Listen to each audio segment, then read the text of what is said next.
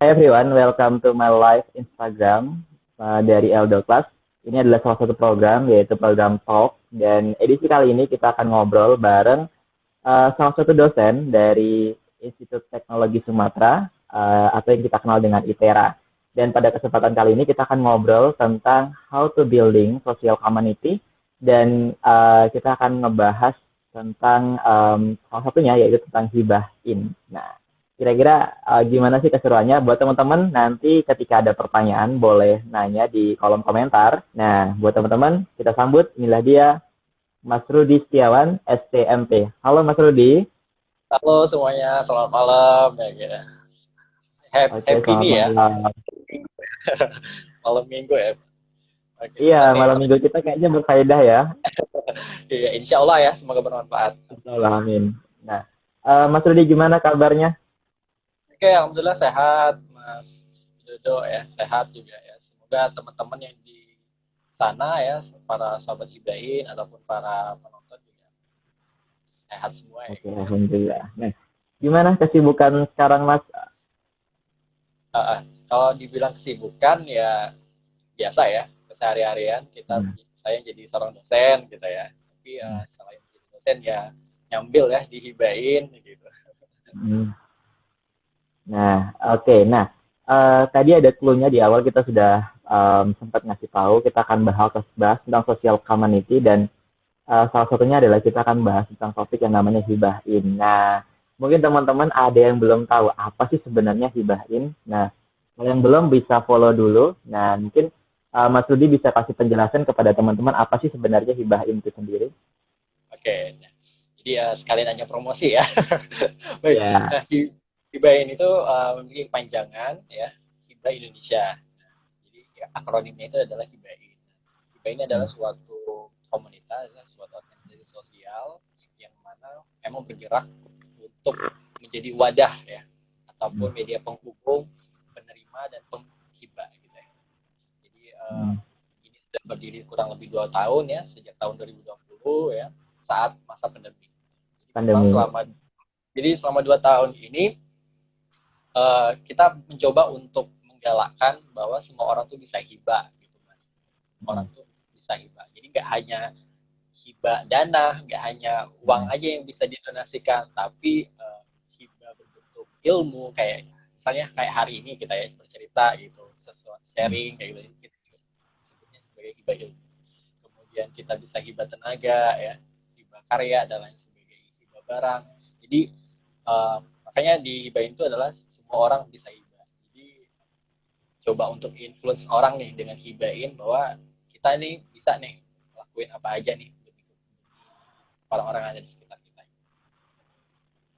Oke, nah keren banget ya tentang hibahin ternyata memang hadir diawali dengan di masa pandemi dan Ya, ternyata kita semua sebenarnya bisa hibah kapan betul. saja, apa saja bisa dihibahkan, tidak harus dalam bentuk materi dan kita bisa bantu orang lain. Nah, salah satunya mungkin hibah ini bertujuan untuk menginfluence teman-teman buat kita kan biasa di keyakinan kita biasanya dikenal dengan sedekah ya. Mungkin ini salah Ya. satu wadah untuk teman-teman berdonasi ataupun bersedekah. Mungkin teman-teman yang lagi nonton live ini ingin tahu gimana sih Mas awalnya kepikiran untuk buka hibahin karena memang setiap orang kan tentu punya ketika buat sesuatu ada inspirasi pertamanya. Nah, awalnya gimana bisa membangun hibahin?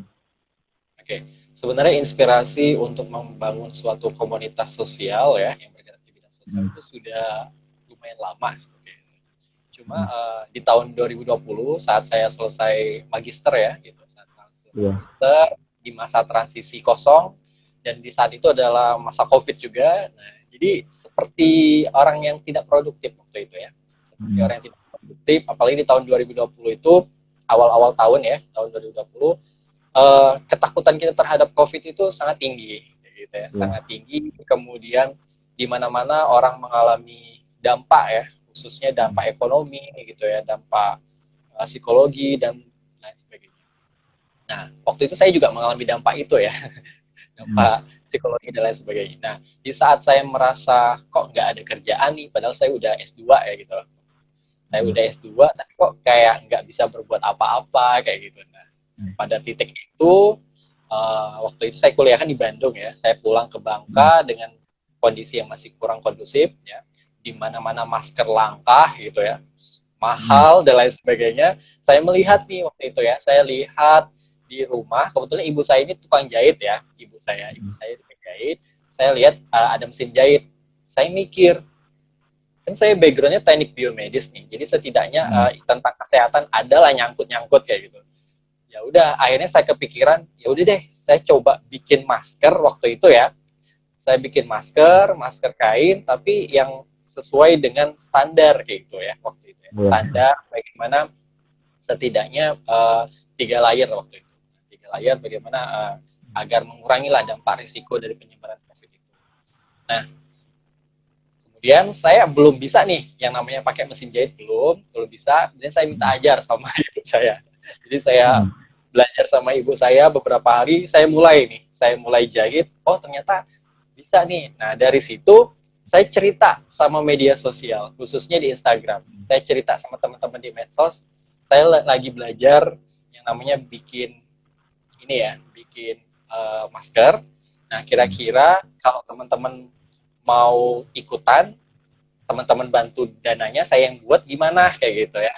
Jadi ternyata orangnya antusias sekali waktu itu ya. Jadi ya udah, saya akhirnya karena dorongan teman-teman juga, saya buka open donasi, hibah dana, saya terima dana-dananya, kemudian saya buat sebanyak mungkin, ratusan lah pokoknya waktu itu saya buat, dan akhirnya saya sebar ke seluruh yang ada di Kota Pangkal Pinang gitu ya. Karena kan saya dari Bangka Belitung waktu itu. Nah kemudian habis itu saya kepikiran lagi nih, kok seru ya kayak gitu, kok seru apalagi nih kayak gitu. Nah waktu itu terkait dengan APD, gitu. Tapi saya mikir kok nggak mungkin kayaknya saya jahit yang namanya bajunya gitu, berat gitu. Jadi saya pikir, oh gimana? Saya tanya-tanya nih sama teman-teman saya yang ada di puskesmas ataupun di rumah sakit. Terus teman-teman saya bilang, kayaknya facial susah deh Ruth, katanya di Bangka kayak gitu. Jadi saya tanya-tanya teman saya yang ada di puskesmas di pelosok-pelosok itu, mereka mengakui kalau mereka sulit mendapatkan face shield gitu.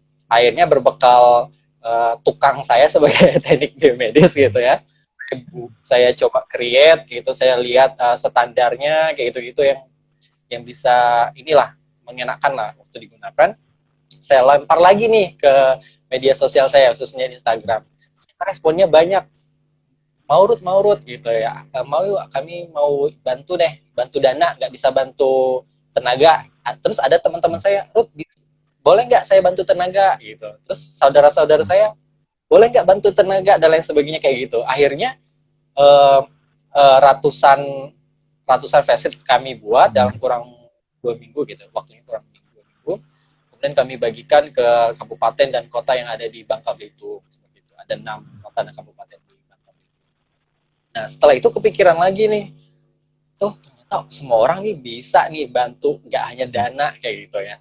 Ada yang bantu tenaga, ada yang bantu share, ada bantu uang dan lain sebagainya. Saya pikir, kayaknya boleh nih di saat-saat orang lagi yang namanya diam diri ya, stay di rumah kayak gitu, kita coba bagi ilmu, hibah ilmu waktu itu ya, hibah ilmu. Jadi selama 2 minggu saya lempar ke ini lagi nih, ke media sosial khususnya di Instagram, siapa nih yang mau berbagi ilmu, siapa yang mau hibah ilmu. Ternyata teman-teman saya banyak, karena waktu itu yang namanya live Instagram masih sedikit ya, nggak terlalu kayak sekarang kayak gitu ya ramenya. Jadi teman-teman saya yang dari dokter, dari profesional yang bekerja di BUMN, guru, dosen dan sebagainya, pada mau ikut, boleh Ruth, boleh. Nah selama 2 minggu itu jadinya kami lakukan hibah ilmu. Dari sana saya pikir kayaknya saya nggak bisa deh sendiri. Saya nggak bisa ngerjain sendiri kayaknya, soalnya mending saya ajak orang semakin ramai nih, atau saya bikin suatu komunitas. Nah, pada bulan-bulan itu ya tahun 2020 akhirnya saya bangun yang namanya Hibain, seperti itu, Hibah Indonesia. Semua orang bisa hibah. Nah, luar biasa banget ya, mungkin berawal dari ya memang ada masa transisi ketika kita lulus dari kita sama-sama magister. Nah itu memang ada proses pencarian ya. Nah, di situ Eh, memang kita ada waktu yang begitu banyak untuk belajar, belajar menghadapi bagaimana kita mencari pekerjaan, kemudian bagaimana menghadapi lingkungan. Nah, dan tadi Mas Rudi juga ada nyampein uh, tidak dapat bergerak sendiri. Nah, akhirnya membentuk yang namanya social community. Nah, sekarang udah berapa banyak nih Mas membernya untuk yang Oke. telah bergabung? Oke. Jadi alhamdulillah saat ini pengurus Hibain atau Sohib pengurus ya, Sobat Hibain pengurus itu ada 3 angkatan sekarang ini ya. Nah, Ya, kurang lebih itu udah lebih dari 150 orang yang terlibat dalam Hibain ya seluruh Indonesia karena Hibain ini dengan adanya kecanggihan dan dampak dari pandemi ini ya. Jadi iya. Hibain ini semi virtual kayak gitu kita bisa katakan ya, semi virtual. Hmm. Jadi kita banyak melakukan aktivitas rapat, briefing, membentuk suatu program, melaksanakan program, gitu kita lakukan virtual seperti itu. Nah, nanti untuk pelaksanaan di program-program tertentu, misalnya kayak buka puasa di panti asuhan, melakukan peduli lansia, peduli anak yatim, kemudian dan lain-lain sebagainya ya. Nah, itu baru kita lakukan secara luring. Jadi sifatnya Oke. Nah, udah banyak banget ya ternyata ada lebih dari 150 orang yang udah terlibat dalam durasi yang cukup singkat ya selama pandemi sekitar dua tahun. Nah, by the way mungkin teman-teman ada yang nanya gimana sih memanajemen karena ini pasti ada ilmunya nih kan nggak mungkin langsung bisa uh, langsung manajemennya oh kayak gini biasanya kan ya, kembali lagi segala sesuatu itu manajemen kalau betul. manajemennya kurang baik ya tidak akan sesukses sekarang seperti itu. Nah gimana prosesnya mas sehingga mereka teman-teman itu mau bergabung gitu karena memang banyak generasi muda saat ini ketika mereka tidak tertarik dengan suatu kegiatan atau suatu community dia tidak akan bergabung dan itu Ya, ya. gimana tuh mas manajemennya. Oke, sebenarnya dibilang bagaimana cara manajemen, saya juga masih belajar ya kayak gitu ya. Hmm. Tidak ada rumus yang benar-benar fix ya untuk melakukan yang namanya manage waktu secara perfect gitu. Nah, Iya benar. di keseharian saya sebagai seorang dosen kayak gitu ya. Jadi kemudian sekretaris program studi juga gitu. Jadi membuat saya itu sebenarnya setengah kesehariannya itu habis untuk ya menjalankan profesi gitu ya sebagai seorang dosen gitu. Nah, bagaimana cara saya memanage waktu lagi gitu ya di antara uh, profesi sebagai seorang dosen dengan hibain itu adalah saya mencoba untuk mempercayai ya teman-teman saya ini ya. Saya mempercayai teman-temannya itu volunteer-volunteer ini kita sebutnya sohib ya sobat hibain sebagai volunteer ya. Saya mencoba untuk mempercayai mereka kayak gitu. Karena mengapa? Mereka datang ke hibain secara sukarela ya pertama. Ya. Mereka datang ke hibain secara sukarela. Jadi otomatis saya ingin mereka suka-suka nih gitu. Artinya gembira lah dihibain, jangan sampai tertekan bahasanya kayak gitu ya. Kita coba gitu. Nah, jadi kebanyakan waktu di pengurus pertama memang angkatan pertama itu beragam ya. Ada yang dokter, ada yang pegawai, ada yang dosen, ada yang macam-macam lah pokoknya. Ini background pengurusnya. Lebih challenging ya, challenging ketimbang yang pengurus angkatan kedua dan ketiga. Angkatan kedua dan angkatan tiga itu dominan itu adalah mahasiswa. Jadi mahasiswa yang paling fokusnya itu ya saat pagi mereka sibuk kuliah dan malam mereka sibuk melakukan aktivitas lainnya. Nah, jadi karena ada suatu connecting ya, saya lebih banyak bisanya malam, teman-teman lebih banyak bisanya malam, ya udah kita lebih banyak ngobrolnya di saat malam hari kayak gitu ya. Kita lebih banyak ngobrolnya di saat malam hari. Cuma nanti di siang-siangnya itu kita coba kayak nyentil kayak gitu, kayak yang ngasih kode misalnya malam nanti kita ini ya diskusi terkait ini misalnya. Nah, jadi setidaknya mereka sudah ada bayangan dan malamnya nanti kita ngobrol lebih lepas kayak gitu. Nah, kemudian dihibain itu juga ada yang namanya ininya managing director. Jadi selain saya sebagai pimpinan dihibain ada wakil saya kayak gitu. Nah, wakil saya ini adalah volunteer juga yang kita rekrut setiap pengurus ya, setiap angkatan gitu, setiap angkatan kepengurusan. Sehingga saat saya lost perhatian saya dengan hibain masih ada orang yang stay nih di hibainnya seperti itu. Jadi sebenarnya dibilang susah, dibilang enggak ya, susah juga sebenarnya. Karena kenapa Iya, ya? benar. Mengajak orang ya, nge-influence orang buat daftar hibain itu susah banget menurut saya ya. Apalagi hibain yang sifatnya adalah komunitas sosial, mereka datang secara sukarelawan, tidak dapat uang nih, nggak digaji Iya, nih, benar. nggak digaji. Jadi agak sulit. Jadi saya lebih memanggil itu lebih ke bahasa hati gitu ya.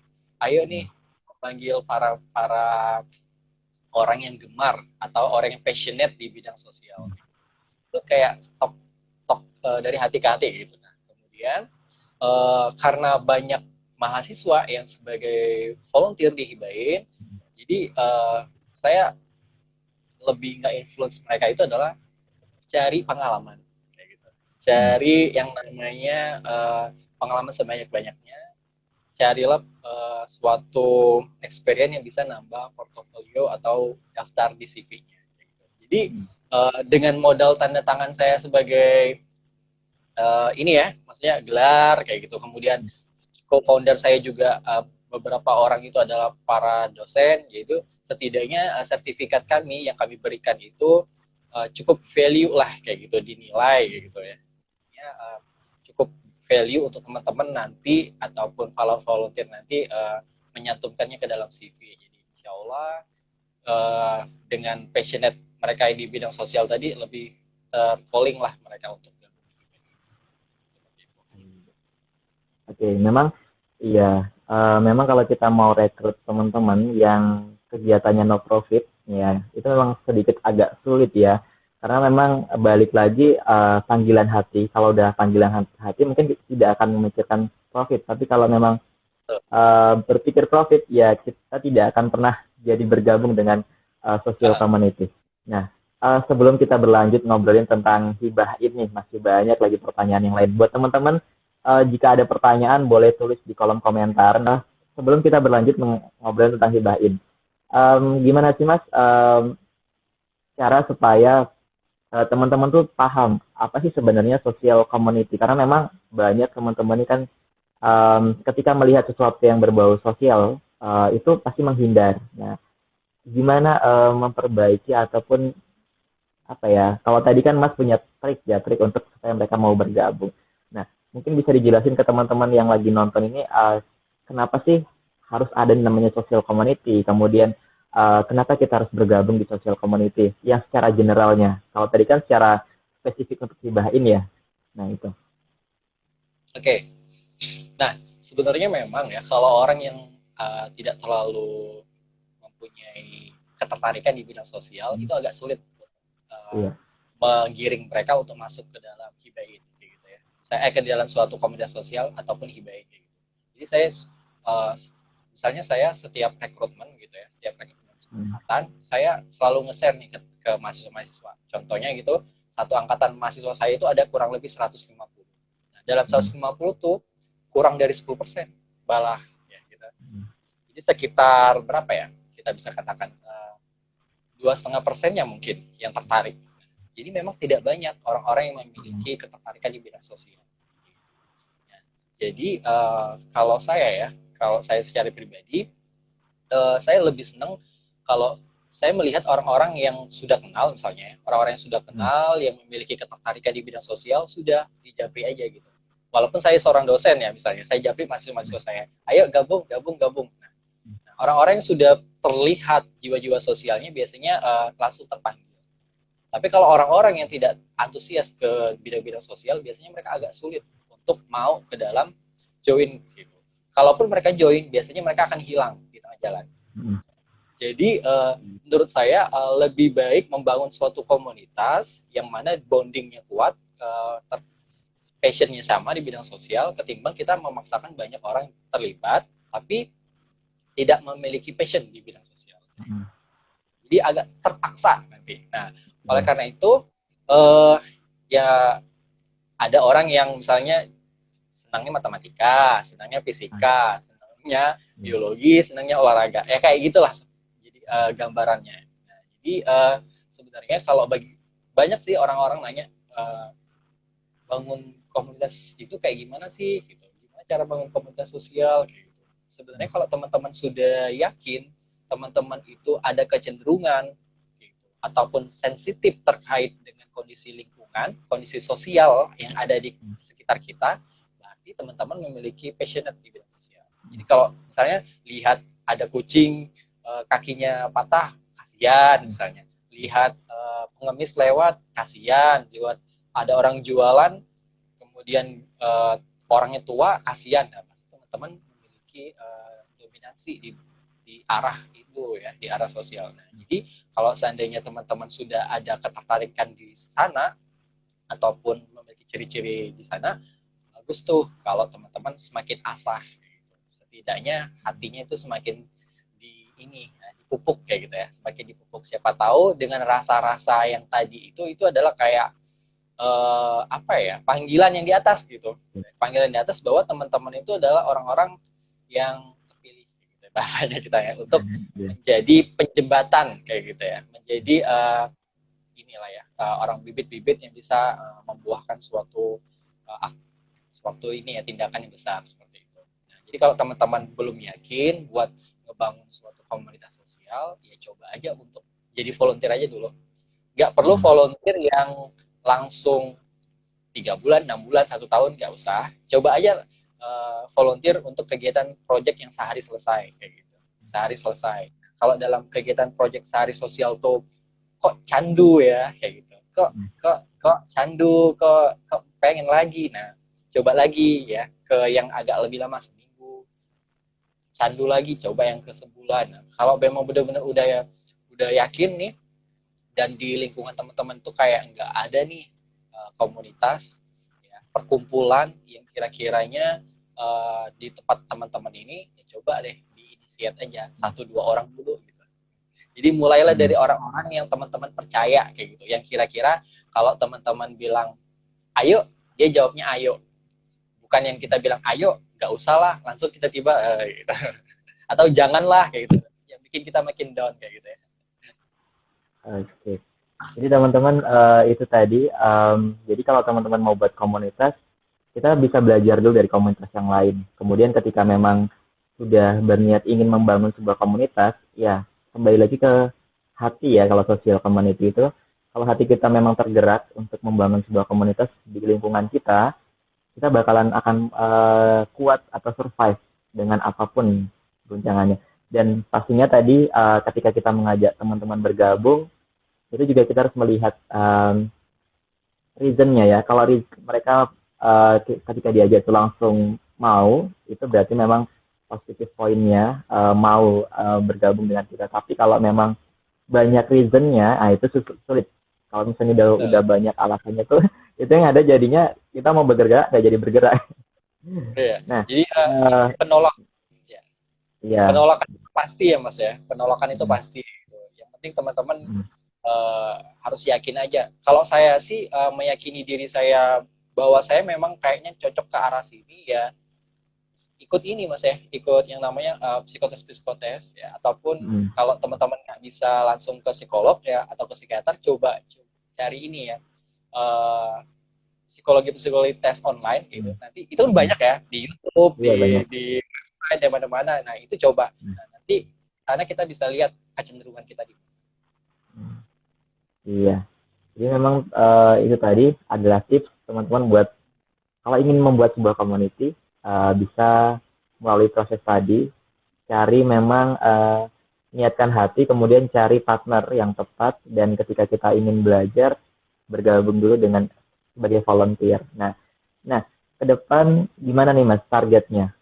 Ada targetan nggak ke depan setelah memiliki member sampai dengan 150? Oke. Nah, jadi harus selalu ada ini ya, harapan ya, kemudian harus ada rencana ya, biar kita selalu yang namanya semangat ya, karena adanya mimpi-mimpi itu yang membangun gitu. Saya ini tipe yang slow gitu ya sebenarnya. Saya ini tipe yang slow, pelan-pelan gitu ya, ketimbang langsung buru-buru terus pas di titik mana nanti hilang kayak gitu.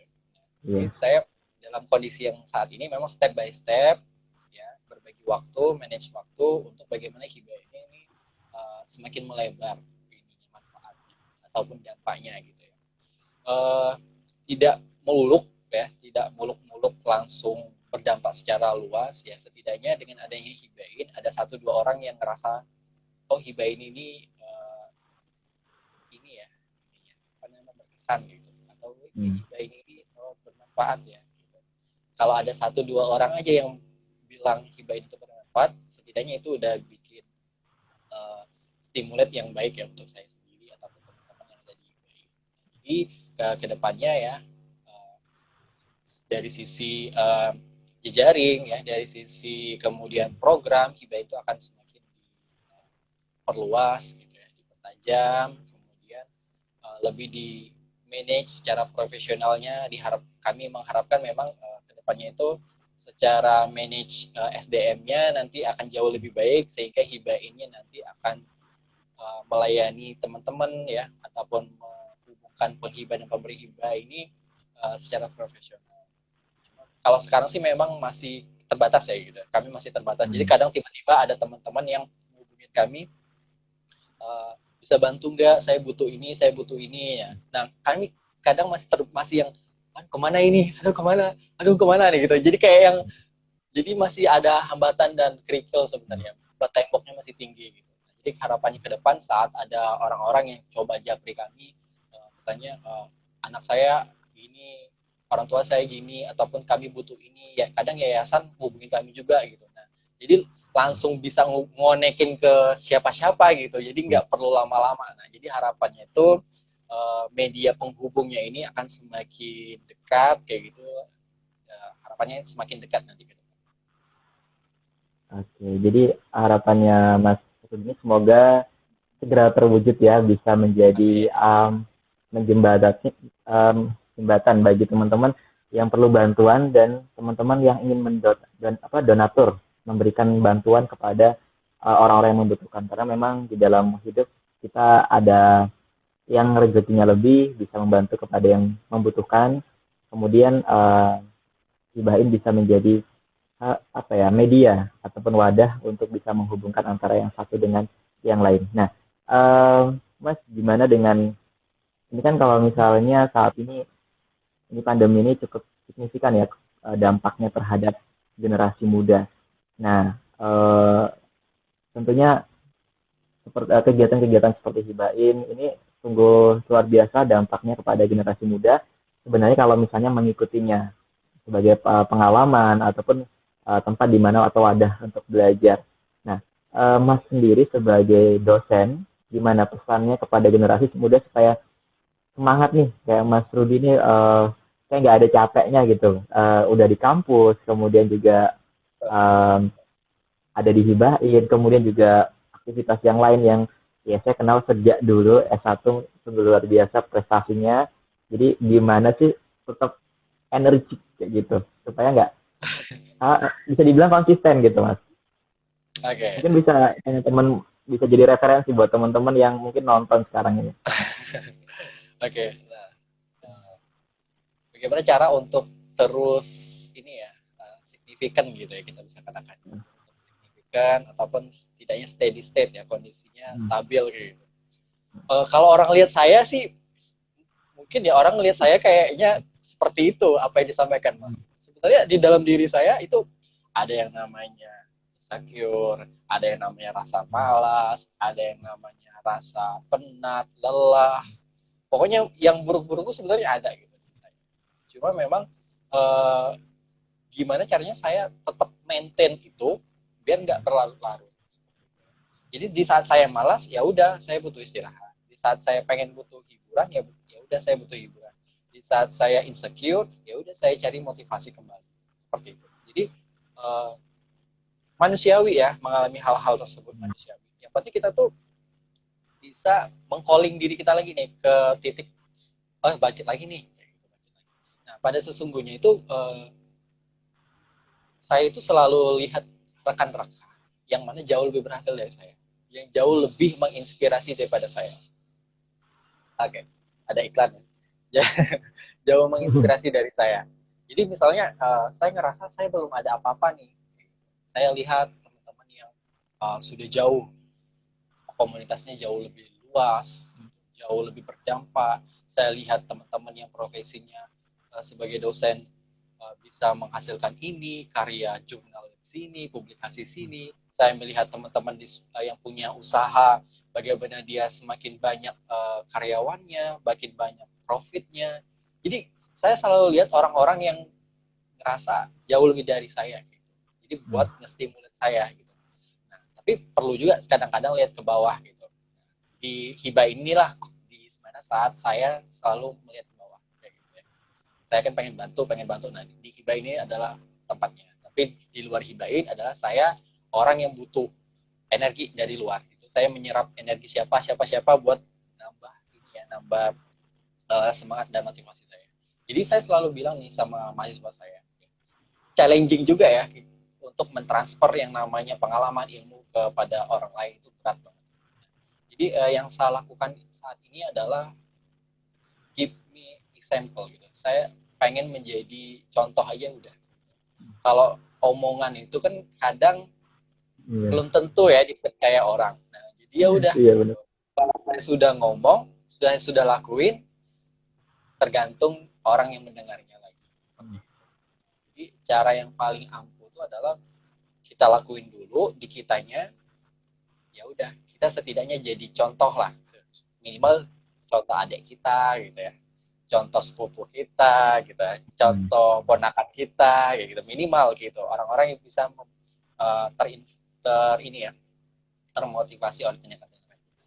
Nah, selebihnya itu ya seperti yang saya sampaikan tadi, jangan cepat puas gitu ya. Jangan cepat puas karena di atas langit masih ada langit. Iya benar. Iya, luar biasa banget sebenarnya teman-teman itu pesannya tadi ternyata seorang Mas Rudi Setiawan ini juga punya apa ya, rasa insecure ya. Nah, apalagi kita nih yang belum belum seberapa bergerak. Nah, mungkin bisa bisa belajar dari beliau bahwa sebenarnya ketika kita terlihat di kita manage memang kita manage untuk menampilkan yang baik. Ternyata belum sepenuhnya kita baik, tapi masih banyak sebenarnya hal-hal yang kita miliki itu kebiasaan-kebiasaan yang kurang baik, tapi memang kita selalu melihat ke atas untuk belajar, kemudian melihat ke bawah untuk selalu bersyukur atas apa yang kita miliki. Dan di penghujung dari obrolan kita ini, Mas, mungkin teman-teman ingin pesan-pesan dari Mas untuk generasi muda, untuk teman-teman yang nonton, untuk tetap semangat dalam belajar, dalam menempuh pendidikan, juga memiliki niat untuk bisa menjadi bergabung ke social community ataupun membangun sebuah social community. Oke. Jadi buat teman-teman ya yang para penggemar ataupun penonton setia dari Elder Class, kemudian para sahabat lain dimanapun berada, jika teman-teman ingin melakukan sesuatu, lakukan saja. Tidak perlu menunggu teman-teman itu ngerasa apakah saya orang baik atau tidak. Enggak. Jadi sampai saat ini pun saya selalu merasa saya bukan orang baik. Tapi saya ingin melakukan sesuatu, ya udah saya lakuin. Jadi nggak perlu saya terbebani dengan apakah saya layak, apakah saya orang baik. Nanti orang bilang saya apa seperti itu. Nah, jadi intinya itu kalau teman ingin melakukan sesuatu, ya udah just do it. Kalau teman-teman ingin bermimpi sesuatu, ya udah dream gitu. Mimpilah gitu. Jadi kalau kata Pak Soekarno ya, gitu kan, mimpilah setinggi langit gitu ya. Karena kalaupun jatuh pasti jatuhnya di antara bintang-bintang gitu. Jadi memang benar ya. Jadi kita coba untuk mengejar mimpi kita, mengejar apa yang kita lakuin gitu sebaiknya tetap on track gitu ya. Kalau seandainya nanti ada rintangan ataupun ada hambatan, ya itu biasa, namanya juga hidup ya. Salah itu selalu datang. Yang penting teman-teman itu di saat lagi down, di saat lagi insecure, di saat lagi tidak on perform gitu ya, ya udah coba take time ya, kemudian maintain lagi, balik lagi ke mimpi. Kalau seandainya teman-teman bingung nih gimana caranya dapat motivasi, ya udah di YouTube tuh banyak banget, ketik aja ya gitu, cerita orang sukses gitu ya, atau cerita Pak Nadiem minimal, cerita Khairul Tanjung, cerita Sandiaga Uno minimal ya kayak gitu ya. Jadi banyak banget kayak gitu ya. di TikTok juga udah banyak banget. Jadi setidaknya kalau teman-teman tidak bertemu orang baik di sekitar teman-teman, setidaknya jadilah satu orang, ya gitu. Nah, luar biasa ya pesannya dari Mas Rudi ini. Memang ketika kita memiliki sebuah keinginan, keinginan itu adalah kebaikan, lanjutkan dan jangan terlalu mendengar apa yang dikatakan orang lain, tetapi memang kita tetap on track. Yang ketika itu kebaikan ya kita lanjut saja dan tetap berusaha, tetap konsisten. Up and down itu biasa sebagai manusia karena memang kita terkadang ada nih timingnya memang semangat, ada timingnya kita down, dan ketika kita down ya istirahat sejenak, cari ambil jeda dan segera untuk mencari motivasi lagi. Dan motivasi itu banyak banget, kita bisa manfaatkan di digital, bisa kita melalui YouTube, kemudian melalui Instagram, TikTok, dan banyak banget. Sebenarnya segala sesuatu yang tersedia seperti digital saat ini itu ketika kita memanfaatkan dengan baik ya kita akan mendapatkan kebaikan pula. Dan di penghujung dari perbincangan kita ini, thank you banget sebelumnya Mas Rudi sudah mau ngobrol bareng di program Talk. Ya, dan sungguh luar biasa karena memang kita udah janjian 1 minggu yang lalu. Sungguh luar biasa saya berkesempatan bisa ngobrol bareng nih setelah sekian lama. Ya, ini ya.